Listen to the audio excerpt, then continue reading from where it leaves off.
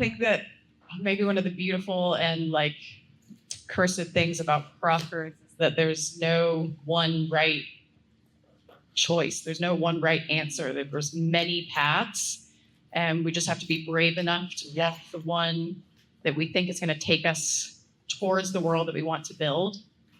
And I don't know, maybe that's also part of what carries such kind of like weight in our folklore and our mythology. Crossroads represent a gateway between our mortal coil and the supernatural realm, an in-between place where anything can happen. And that's exactly where Hailey Lowe Fennell lives. She straddles this invisible threshold between the living and the dead. She occupies a space that not many people do. And as a psychic medium, she helps people connect with people who have passed and also connect with our own inner knowing. In her podcast, House Guest, and in her private sessions, she reminds us that spiritual connection doesn't have to look a certain way. It doesn't require a church or candles, but it is definitely better with crystals. A lot of the times it's just about getting quiet enough to hear what's already there. And Hailey came into this work through her own personal crossroads. She left behind a career in the arts to choose something even less explainable, more mysterious, and definitely more vulnerable.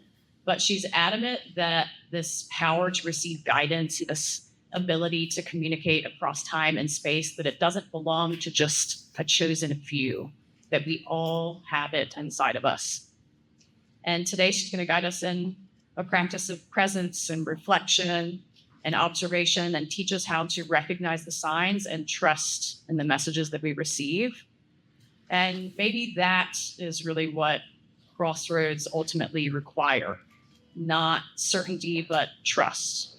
Trust in ourselves, trust in the timing, trust that whatever path that we choose, there are ancestors and guides on the other side that want to help us. So I'm excited to welcome to the Crystal Cave stage, Hailey Lowe Fennell.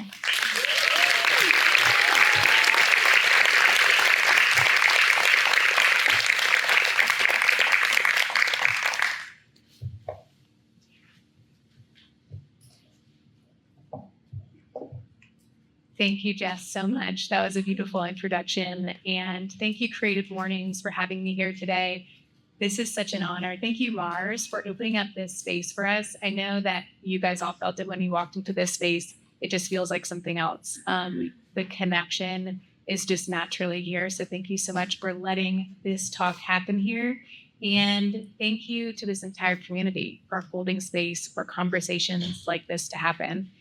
Like Jess said, I'm Hailey Lowe Fennell. I'm host of the podcast House Guest, which is where I give readings and I connect people to the other side. We also interview local people in the community, and so I can't wait for you guys to listen to that. And I'm also a business partner with Court Bechtel of Paxify. We are starting a business where we are helping people move through grief and in the times where words often fall short or we just simply don't know what to say. So keep an eye out for that. And I think if I can touch unit, but again. Thank you. And I believe that imagination is connection. And like Jess just said, connection happens when we learn how to trust ourselves even deeper. Throughout this talk, I'm going to use the word universe. You guys can interchange that or switch that with whatever word holds the most meaning for you. Crossroads is something that we all come by, right? We've all felt those moments where we just didn't know how to move forward. Maybe we felt a little stuck. And like it was said before, it is often sometimes much more quiet than we think it's going to be. It's just these moments where we are having a hard time understanding why we are not interested in the things we used to be interested in and how to move forward. If you're anything like me, you might have come to a moment where it was so hard to move forward that you knew that no matter what, you're going to have to do something different. My moment was when I realized that I could communicate with dead people. I know that that sounds a little bit wild, but I promise that absolutely everybody here can have that same connection too. It is not just a gift that I'm born with. I truly believe and know that it is something we are all capable of doing. And I do it for my job now. It is one of my life purposes. So I continue to grow and get deeper and deeper with it. But I would like for all of us to open up a little bit today and use your imagination and use your trust and see if we can deepen that connection, whether it's to those on the other side like I do, or even if it's just to yourself, your guides, even your pets or other loved ones. And today I want to talk about those moments and what it looks like to just trust yourself again. So I'm going to begin and end this talk with a practice. And you get to decide how deep it's going to go. I was just talking the other day for the podcast with Carter Foxworth of the Work Cycle. And if you've ever been to a cycle class that's kind of dark or a workout class that's dark, you're the only one that knows how hard it's going to be, right? You're the only one that's turning that knob up or down. It's the same thing with connection. You guys are going to be the only ones that know if this is going to be deep for you today. And if today's a light day, it needs to be a light day. Or if it's somewhere in between, that's perfect too. But you guys get to decide how deep this practice is going to be. And the best part about it is you can always come back to it later. So we're going to do half of it now and half of it later. And I'm going to invite you to do this part in your mind. And if you will, just start closing your eyes. It can be soft. And if you feel more comfortable leaving your eyes open, that's fine too. But just get really comfortable. And I want you to think of a person who has passed away from your life. If you're more comfortable thinking of a pet or your own soul or a guide, which may be someone you haven't met from this lifetime, then that's perfect as well. They can be any phase from your lifetime, any age, any time of life. And just take a moment to start visualizing them. You can imagine them anywhere. They can be wearing anything. And just start to put those pieces together in your mind's eye. And I just want you to trust that the person who is in your mind right now is the person you most need to connect with and hear from in this moment.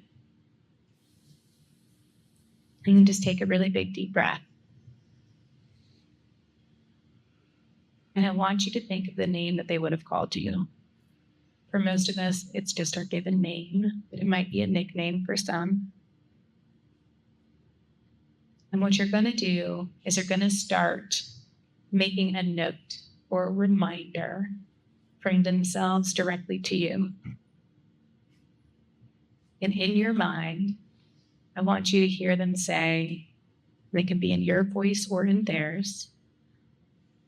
They say hi in your name. And then they say, I want you to know that I'm here and I support you. Things are different where I am now, and I fully see, hear, and know you, even more than I did before. I'll always be here for you to connect with. And then take a really big deep breath.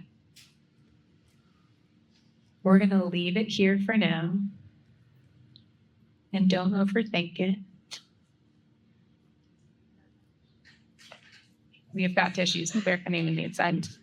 I thought I was going to go into comedy, and it turns out I'd make people cry. And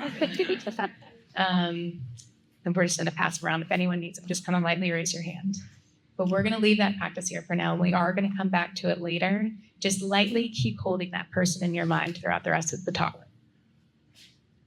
Thank you, Lindsay. Guys, this is Lindsay. She's my producer for this podcast. And if you want to listen to a really cool podcast, you can listen to F&B Radio, which is her own podcast. Or if you have podcast ideas, she's the woman to reach out to. Okay, so I didn't always know that I was a psychic medium. You would think that I was this kid that already knew, that people knew, but I didn't have the support system around me or the people that had the vocabulary around me to tell me that this is what I was doing all along. I'm the middle child of three girls. I am from Atlanta. I now have 2 kids. I'm a wife. I'm a business partner. And I absolutely love what I do, but there was a huge part of myself that I kept quiet for quite some time, only because I just didn't have the vocabulary around it. But I did always feel it. I could sense things, hear things, know things, and I just didn't know how to talk about it. And I was talking to my business partner, Court, the other day, and she reminded me of this story. When I was in college, we share a best friend, Jen Teller, and I was telling Jen that I was in college, and I was telling Jen that I hear voices at night when I fall asleep and just lay down in bed. It's like all of the voices come and they sound like other people, and didn't they hear them too? And look, we're like halfway through the talk right now, so you guys aren't allowed to commit me at this point. She was like, no, people don't hear voices. I don't hear voices. And some of you in here might have that same experience too, but that was probably the first time that I realized that something different was going on. And fast forward a few years, I came to my very first, very real crossroads. I had my second kid, my son. His name is Rowdy, and he is just the sweetest baby, but I was definitely going through a bit of postpartum, and I wasn't interested in the art that I was doing before. Before I did this, I was a multimedia artist working in video, and I loved what I was doing. It felt easy. It felt like just enough of a challenge, and I came to a spot where I just couldn't do it anymore. And it was the oddest feeling that I've ever felt. Something that was so effortless became the most trying thing in my life.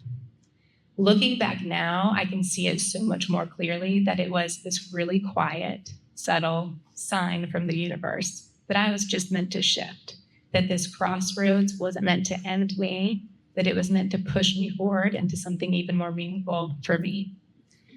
And I would like to share that with all of you. Just like it was said earlier, crossroads aren't always this big, loud thing. Sometimes it is more about listening to the very small, very subtle yeses and nos, rather than waiting for the loud ones.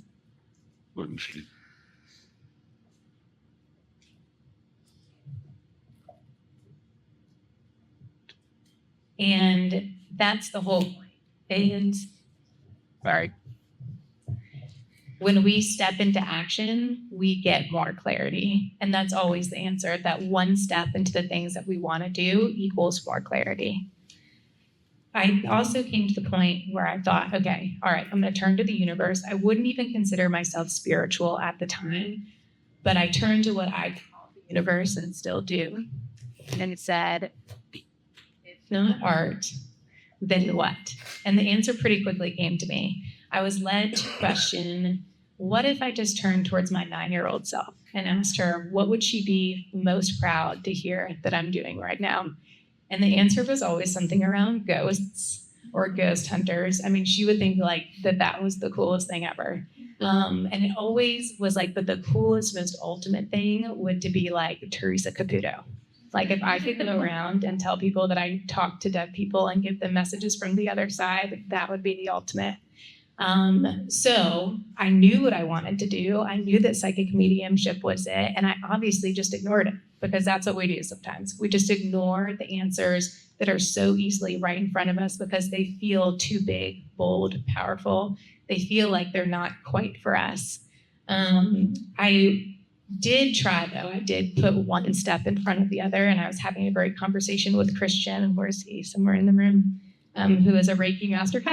And I went into Reiki. I went and got my level 1 Reiki. I absolutely loved it and very much immediately knew that it wasn't for me. It was just something that I enjoyed going to do. I was like, I want all the Reiki done on me, and I just don't think I'm the Reiki practitioner. So I jumped from that to astrology and started giving astrology readings to family and friends. Absolutely loved it. I mixed in some human design in there, fell in love with human design, but also had this deep knowing that it wasn't something for me. We have another human design student over here. And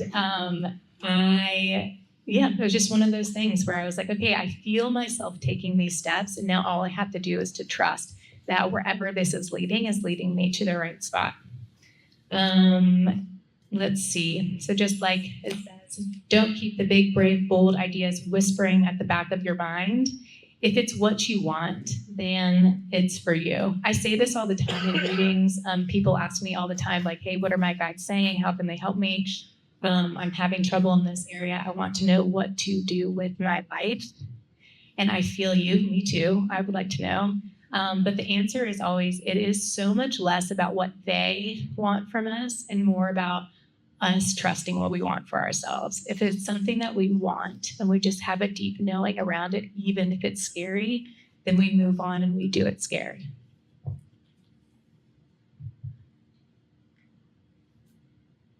Let's see. I'm going to say this one other part. The bigger I get with it, it grows. And the braver I am with it, the more I trust it. The bolder I am with it, the more aligned I feel. And the more I get to help people, the deeper I get to step into this work.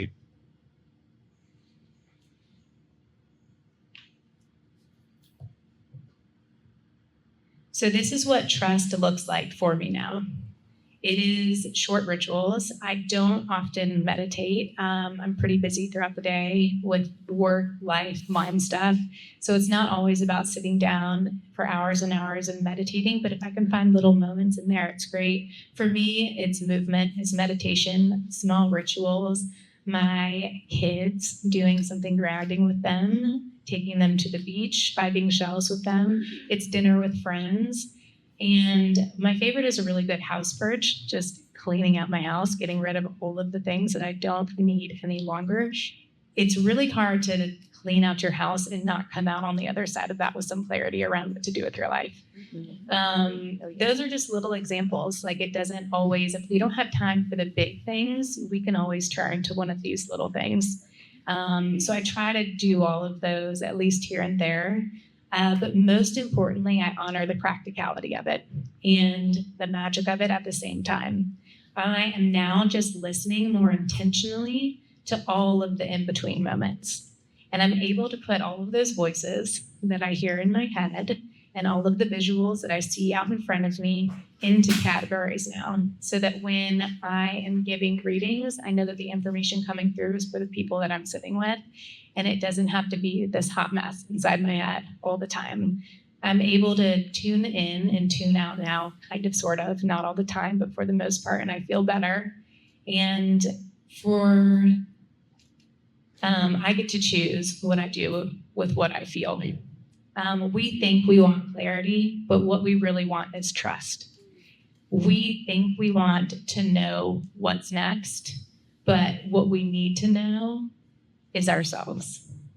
Trust comes from within. It's what we look for in others, but we have to give it to ourselves first.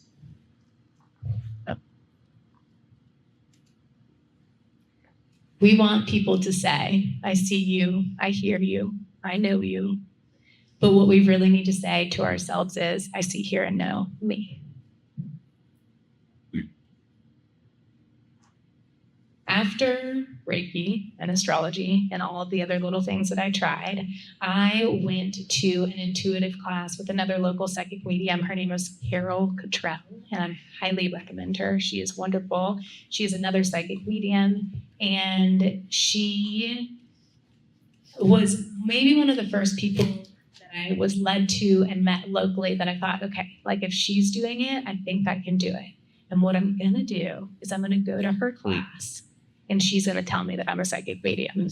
And then, universe, I promise, I'll lean in and I'm going to do it. But she's got to tell me, right? Like, she's going to tell me I'm a psychic medium, and then I'll know that this is my purpose, that this is my path. You guys know what happened, right? She did not tell me I was a psychic medium. Not once, not at all. She was incredibly supportive and loving and an incredible guide, and is still a mentor of mine. But she didn't tell me that I was it. So I went home and I contemplated it, not for all that long, but it hit me pretty soon that the only person that can tell me that what I do and what I want to do and who is it is me. I get to be the person that tells me that I'm it.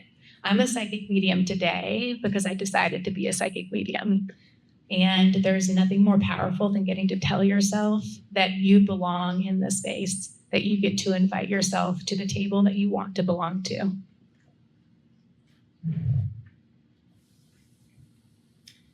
I'm sure some of you in here have already heard of signs and symbols, which would be all of the things that you see, hear, and sometimes know that make you think of the person or pet or people or guides that you have supporting you on the other side.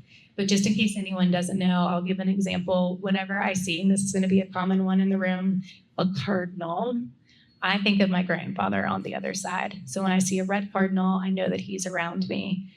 Yours might be something like a cardinal, a dragonfly, a butterfly, a penny. That one's one of my favorites. A hawk, which is more of like a guide for me, but it can be something different for you. Lights flickering and songs on the radio. I always like hearing that one in readings. But here's the thing. You might see that sign or symbol again and again and again. You might see that cardinal so many times that at some point you start to doubt it. I'm right there with you. I've been there many times. I still do it to myself, even doing what I do.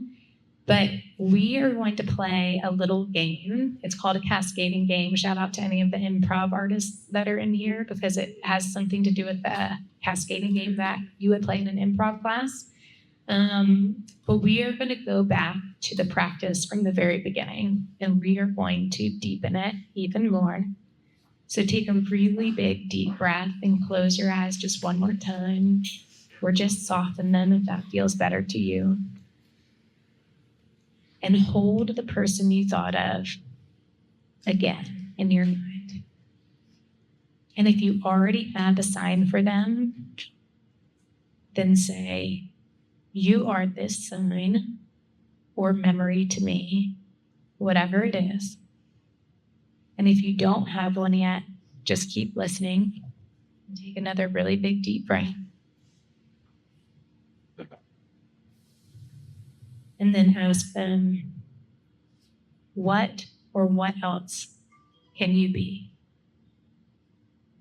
What other memory, good, calm, neutral, can you show me?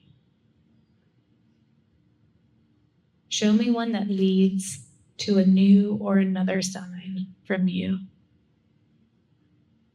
And we're just going to sit for a moment. So take another big, deep breath.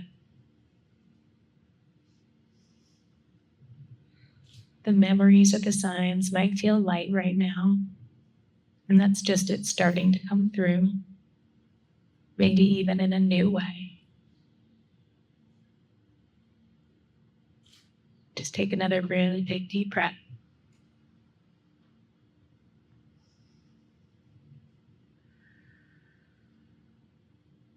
You may have an immediate answer, or it may just be tripling in.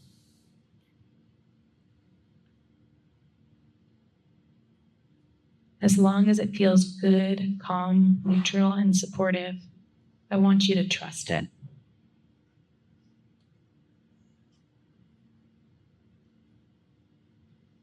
As you think of this sign or symbol or memory,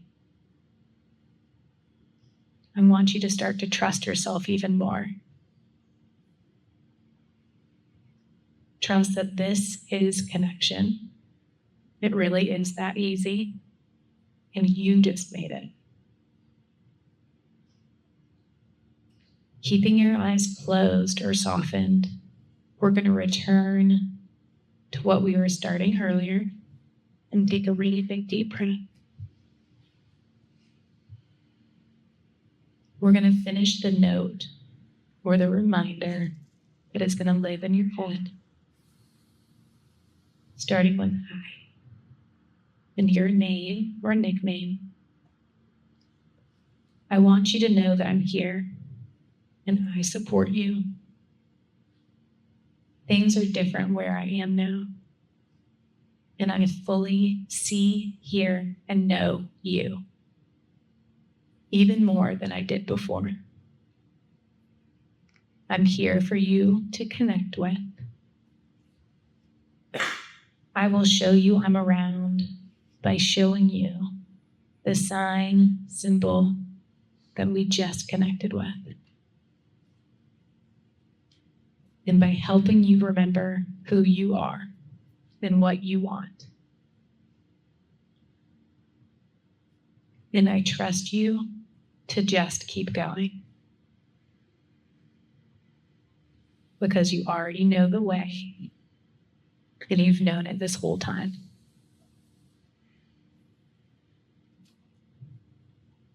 And then one more big deep breath. You can open your eyes when you're ready. Thank you guys so much for listening. Thank you.